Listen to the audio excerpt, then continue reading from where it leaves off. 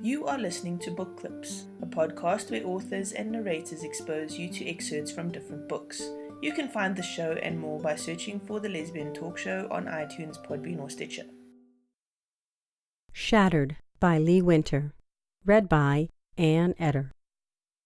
An excerpt from Chapter 4. Dixon Plateau was vast. Rock faces bore stains of brown and purple, along with more of the strange dragon blood trees clinging to any surface, not so much defying gravity as spiting it. Lena was picking her way along the bottom of a wadi when the first rumble sounded. She glanced up in confusion. Her study of the clear blue sky was shattered by a loud crash just 10 feet away. Rocks suddenly started hailing down out of nowhere, smashing all around her. Squeezing into a crevice in a nearby rock wall, Lena quashed her initial fear and held her breath. She was pretty sure rock rain wasn't a thing, and avalanches didn't come out of thin air. Looked like Iblis had turned up to party. Lena's adrenaline was spiking, and she forced herself to feel calm. When a sense of control filtered through her, she inched the fact track off her arm, challenging given her confined space, and slid it into her backpack.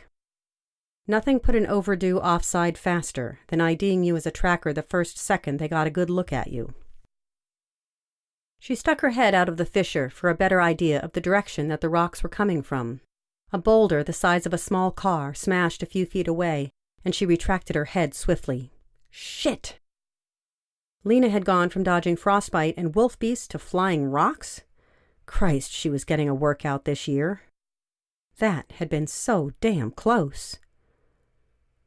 Lena froze and picked at the thought.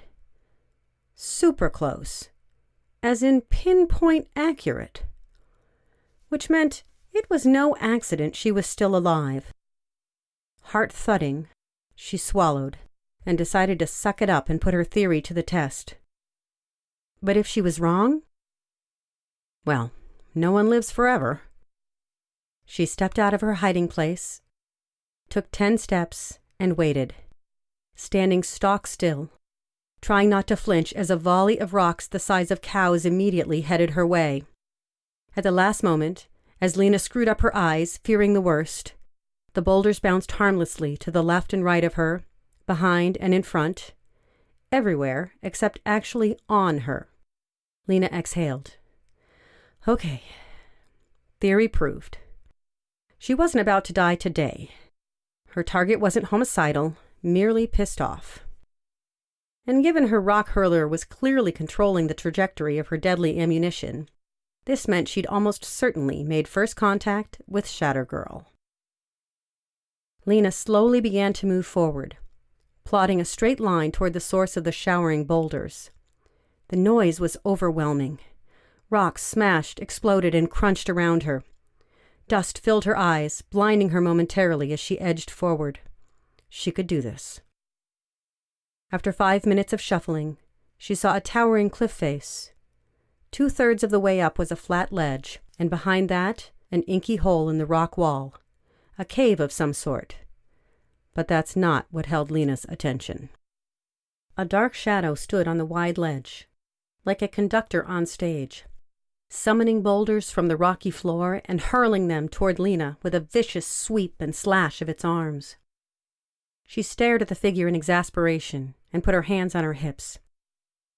I know you're not actually trying to hit me, so you may as well quit the theatrics, she shouted. Her words echoed around the valley. For a few moments, there was stillness. Then the volley became even more ferocious. Give it a rest, Lena shouted again.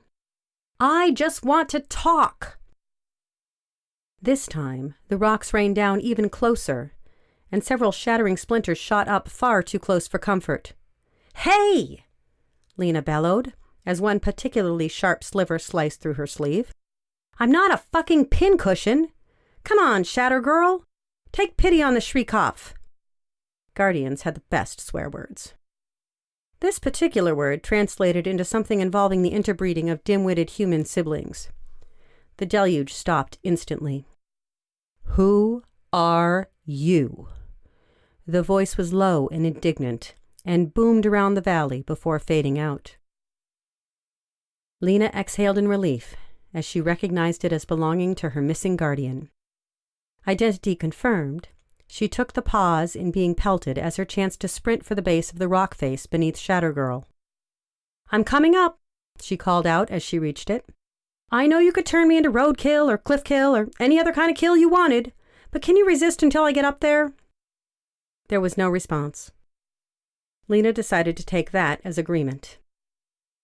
She wiped her hands on her pants and studied the rock wall for hand and footholds. Satisfied there were enough and that her climbing boots were up to the task, she began to scale it. It was steep to the point of almost vertical, but she'd done enough drills on rock climbing at the facility to not be daunted. Halfway up, as her muscles were beginning to tremble, there came a scraping sound. She tilted her head as far back as she dared. The toes of Shattergirl's black leather boots now jutted out over the cliff edge. Subtle. Lena shifted her gaze a little higher. Shattergirl peered down at her, dressed all in black, in her trademark bodysuit which highlighted her lithe form. The woman's sheer, imposing power struck home. Lena had met plenty of talent before, hard not to in her line of work. They all had a certain something, an otherness to them. That made sense. They were otherworldly, after all. They also tended to be attractive, with their perfect skin and rippling muscles. But there was more to Shattergirl than just superficialities. The waves of power she exuded just from standing were unnerving. "I only want to talk," Lena shouted. She found a new handhold and inched higher. "Don't expect me to listen." The voice was curt and irritated, but at least Shattergirl was actually talking now.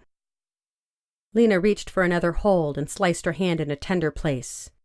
"Fucking son of a drunken frackstit piece of flaming goat turd! Ow! Shit!" A strangled noise made her glance up.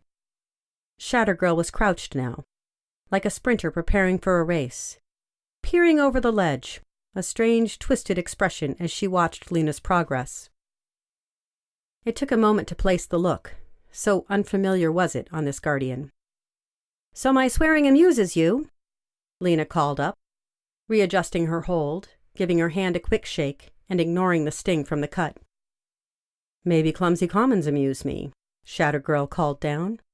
"Although I've never heard frackstit used in quite that way before. Very creative." Lena smirked. "Thank you." "So you know," Shattergirl said, sounding almost bored, "I don't talk to journalists. You're wasting your time." "Please, give me some credit for knowing you'd sooner have a colonoscopy than talk to the media." Another bite of almost laughter from above spurred Lena to push up another few feet. "I don't talk to special agents either," Shattergirl continued. "I'm immune to whatever psyop scheme your government has cooked up, and it's against the terms of the pact." What? "It means I don't care whether your sad little nation is about to come under terrorist, chemical, or nuclear attack, or if you have photos of a hospital full of baby orphans who'll die if I don't sign up with you urgently. Take your evil military agenda elsewhere." "Sorry to disappoint. Not here to recruit." Lena was almost at the top. She blew her hair out of her eyes. "Just as well. The last agent who tried that ended up in the Baltic Sea." "Good to know." Lena paused, shaking out one tired hand and then the other. "Hell, I think my arms will be a foot longer by the time I get up there." "Then your solution is simple. Stop climbing." "Oh, come on. Aren't you the least bit curious? I promise I'm not here to sell you magazine subs or discount time slides." Lena finally reached the top of the cliff and, with one last effort, propelled herself over it and rolled, coming to a rest on her back. Shattergirl took a step forward and bent over her, blocking out the sun. Lena looked up into an imposing 6-foot-tall silhouette. She was lean and toned, all straight lines from her hips to her chest, with a black shadow of hair on her perfectly shaped scalp. At half a foot shorter, Lena, by comparison, was pretty sure she looked like the fittest, shortest member of a gay boy band, the one on the drums. "Oh, now I see. Shattergirl said, face inches from Lena's.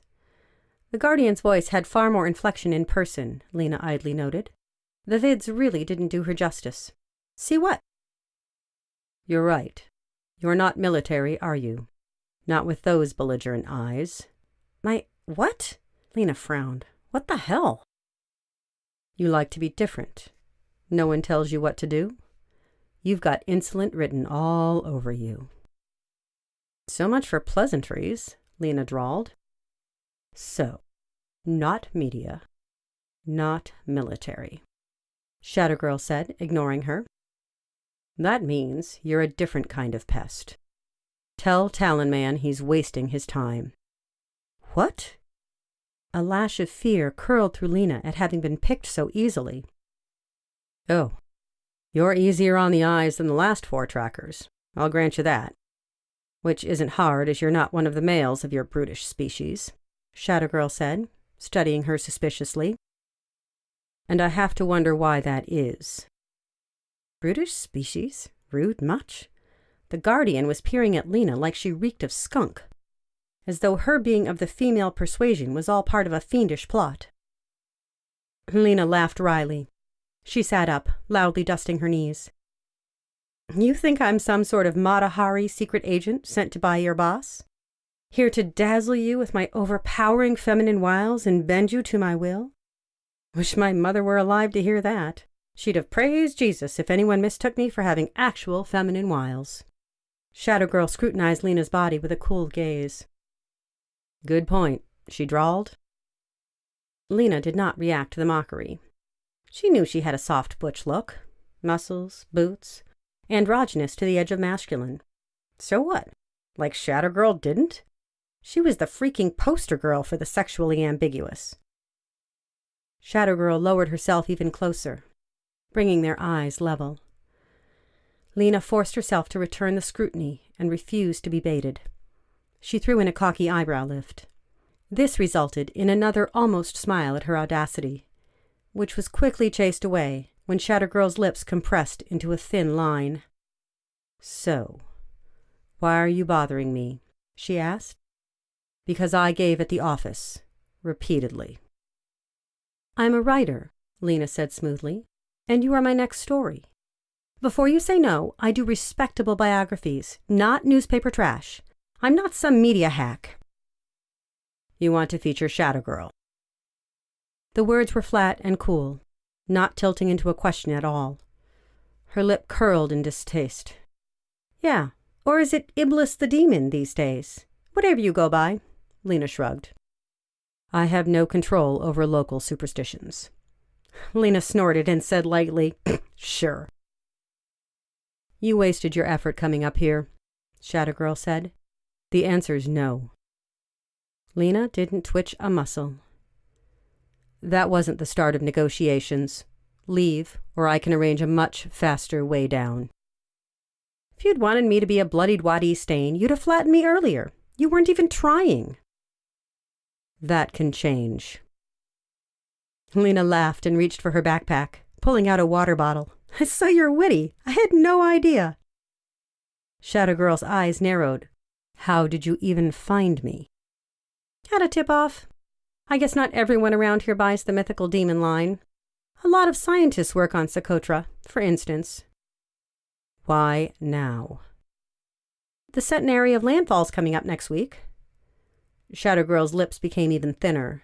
So, a handful of biography writers have been selected by the facility to do the bios of all 50 founders as part of a special centenary collector's book.